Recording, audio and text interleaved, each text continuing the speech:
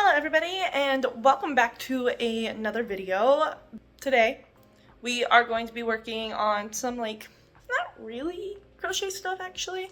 I have been working on renovating my living space for a while now, and so we are going to be working on finishing up some of those renovations as well as getting things on the wall and maybe a little bit of knotting work. I don't know. We'll see.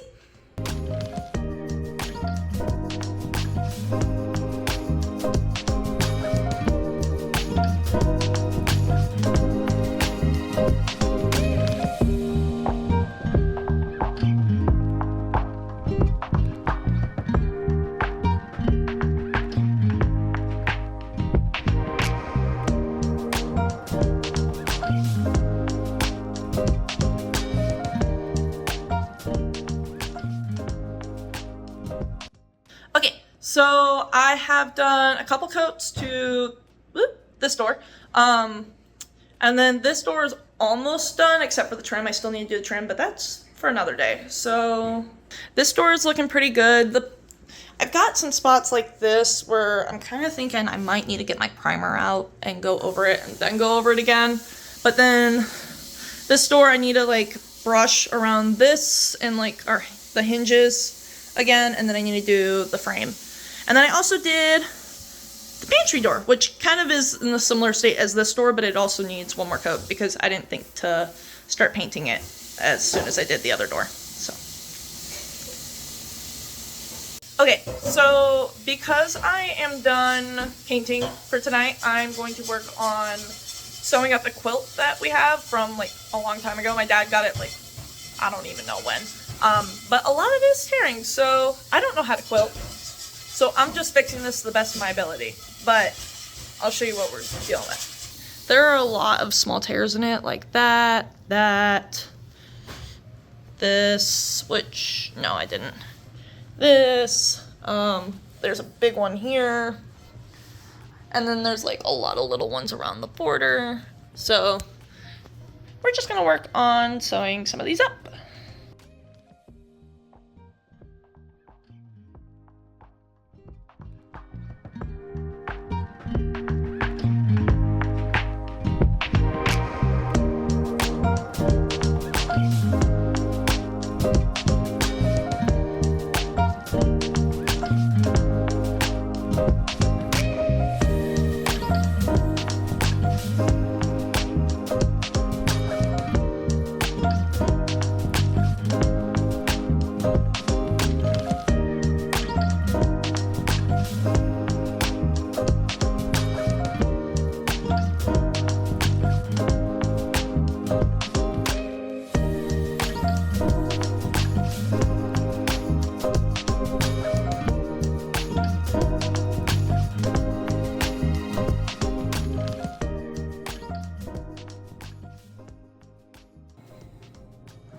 That was a horrible stitch, but that's okay.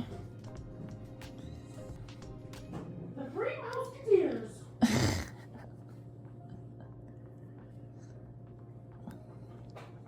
That's an actual film, you know that, right? Uh-huh. Of course. Oh my lord. Oh no. Of course I know him. He's me. Oh my lord.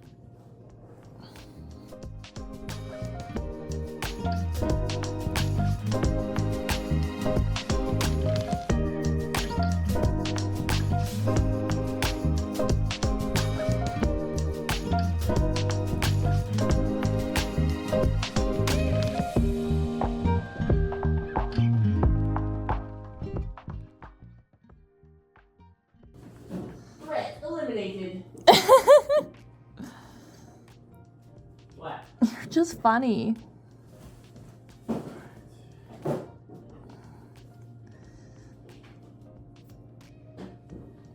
Sophie, what are you doing?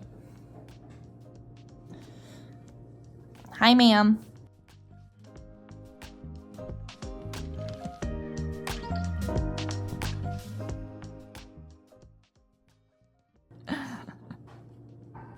Hi, you're not helping.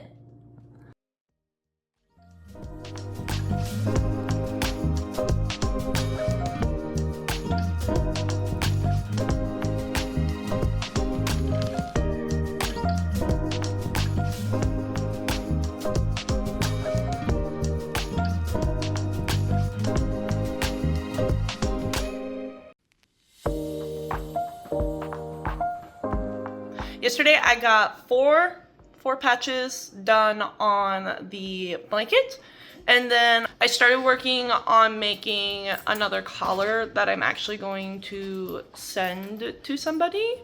But today we are going to continue working on that, and then also probably sew a little bit more on the blanket and continue painting baseboards and doors. Okay, after some digging through my boxes, specifically my green box, these are the 2 greens that I landed on. Of course, I grabbed 2 because, like, you know, don't want to run out. We are going to get to work on the next little portion now that the flame is done. I just have one more little dot here, but we're also going to be starting the next things.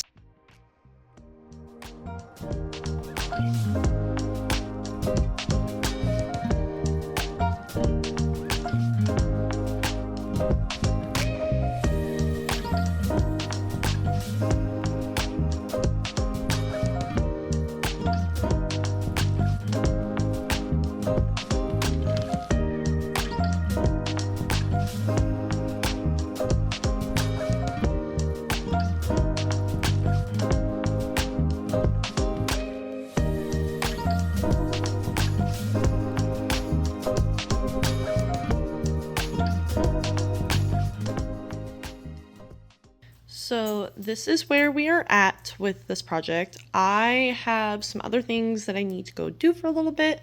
So I'm going to be taking a break from this, and then when I come back, we'll see if I work on this. I might work on something else. So last night I didn't really get anything else done because I had a friend over, and then by the time they left, I was done. Dunzo. But I just did 5 more patches on this quilt. I had it on the ground right now because that's the best flat surface that we've got. But now I'm going to work on a sweater I started to crochet and watch YouTube.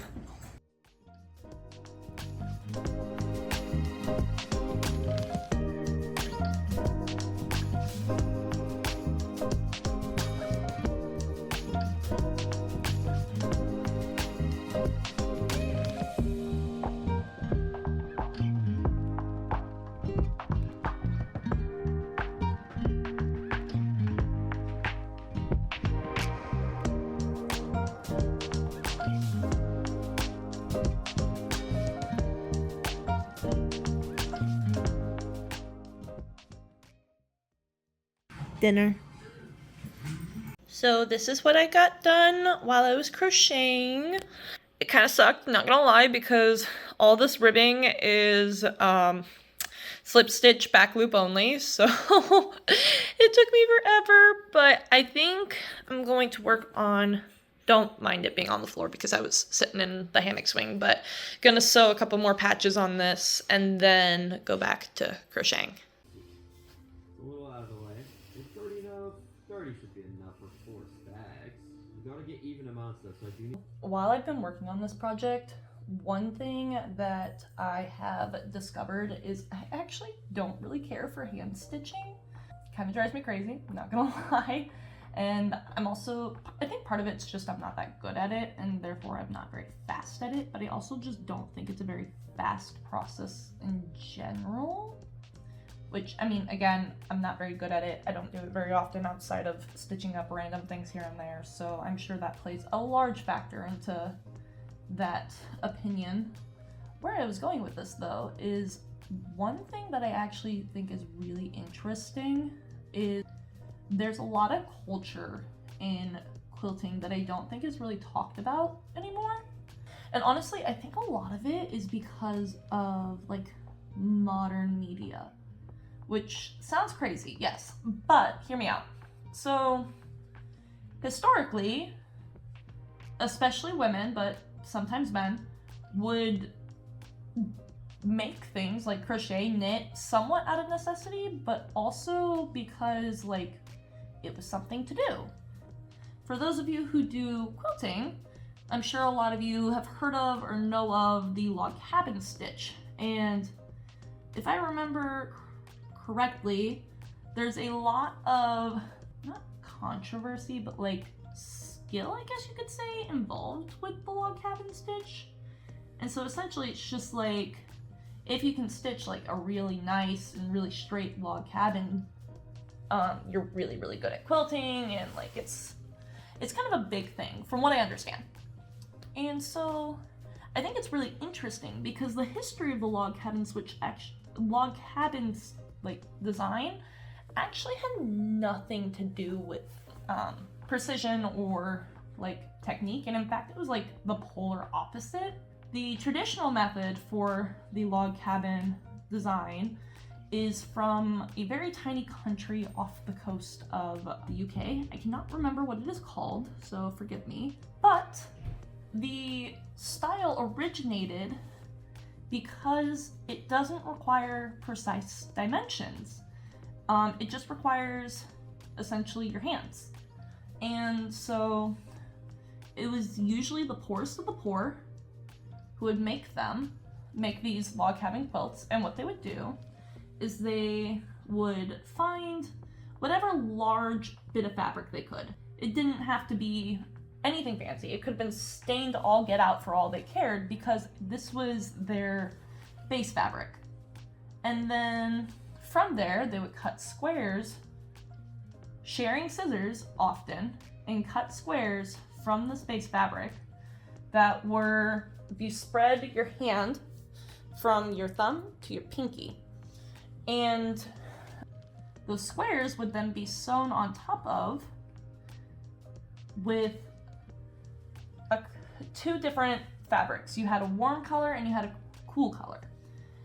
Now, the center of the log cabin pattern was known as the hearth, and it was always stitched onto the fabric. So you would cut it into a square using your 4 fingers as a measurement, and then it would always be sewn on first, and it would always be a warm color because it's supposed to represent a hearth and like the warmth of the house, the home, whatever. From that, so they would sew on the hearth onto the center, and then they would cut strips that were 2 or 3 fingers, 2 fingers wide, and they wouldn't, so they would cut the strips, and then they would sew them until they got to the end of the hearth, and then they would cut them off.